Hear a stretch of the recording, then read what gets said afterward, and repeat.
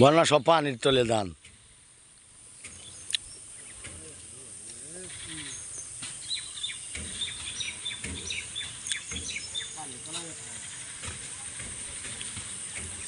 সব ধান পানির তলে, বৃষ্টির জন্য ধান কাটতে পারতেছি না। 2 পাহি ধান পানির তলে গেছে।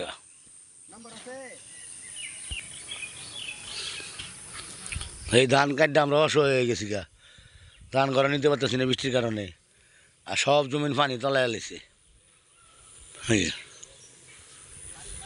বন্যা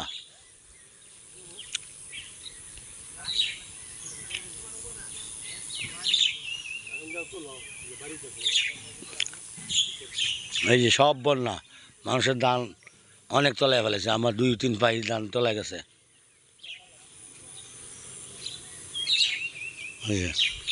ধান কাটে টানা রাখছি, কিন্তু রাখলে কি বৃষ্টির কারণে আমরা ধান তুলতে পারতেছি না। এই যে সব ধান এইভাবে রাখছি, একটা ধান উড়াইতে পারতেছি না।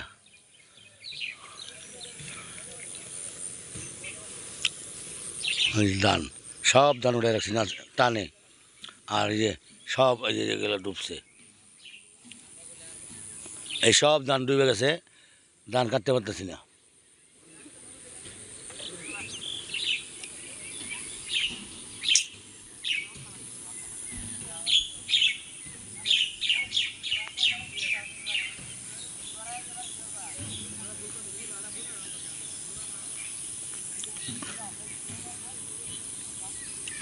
তিন পাই ধান পানির তলে আমার। আমরা গৃহস্থী করে কি বল করলাম কিনা আল্লাহ জানে। এই সব বন্যার পানি ঢুকে গেছে নদীর থেকে, আমরা ধান আর কিছু করতে পারতেছি না। আমরা গৃহস্থী করে অসহায় হয়ে গেছি, অসহায়। আমাদের সাহায্য করার মতো কেউ নেই।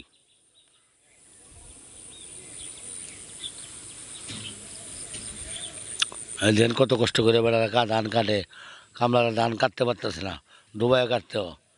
এই জন্য ধান 3 পাই জমিনের ধান কাটে নাই, পানির তলেই। কামলারা সব জাগা, একদিন কাজ করলে আর পরের দিন থাকে না। মানে এই ক্ষেত্রে টানের ক্ষেত, তারপরেও পানি উঠে গেছে আজকা। মানে আমরা এটা কাটতেছি যে কিছু ধান নিয়ে নেওয়া যা, ধান নেওয়া গেলে কি বৃষ্টির জন্য আমরা ধান শুকাইতে পারতেছি না, বাড়িতে পারতেছি না, ধান নিতে পারতেছি না, খালি উড়ায় রাখতেছি। ধান অনেক নষ্ট হয়ে যেতেছে। তাও এই যে ধান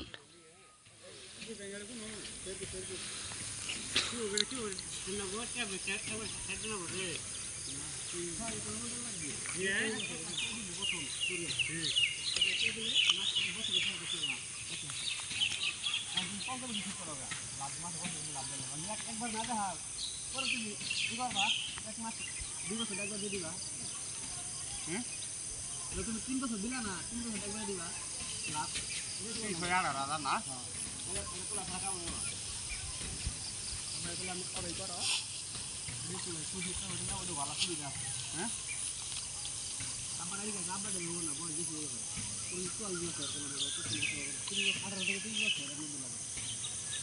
ধান কাটতেছে পানির ভিতরে, সেটা কাটতে পারতেছে না।